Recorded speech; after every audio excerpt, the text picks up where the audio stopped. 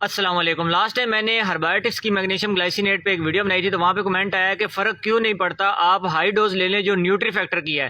اچھا جی، پہلے نمبر پہ تو نیوٹری فیکٹر کی ہائی ڈوز کیا، یہ تو نارمل ڈوز کا 50% دے رہی ہے آپ لوگوں کو، کیونکہ اس میں 850 ایم جی میگنیشیم گلائسینیٹ ہے جو 120 M G elemental magnesium provide کرتا ہے آپ لوگوں کو، اور جو آپ لوگوں کی ڈیلی کی ڈوز ہے وہ فیمیل کی 300 سے 330 تک ہے اور میل کی 400 سے 430 تک ہے۔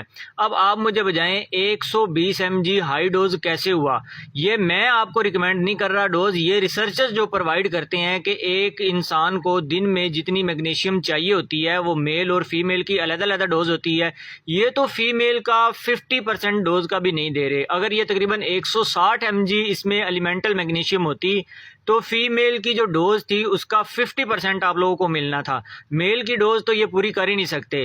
تو یہ ہائر ڈوز نہیں ہے، یہ بات اپنے ذہن سے نکال دیں۔ آپ کی باڈی میں جو ڈوز ورک کرتی ہے وہ ایلیمنٹل ڈوز ہوتی ہے، اس کے علاوہ جتنی مرضی ایم جی آپ کو ملے وہ آپ کے کسی کام کی نہیں ہوتی۔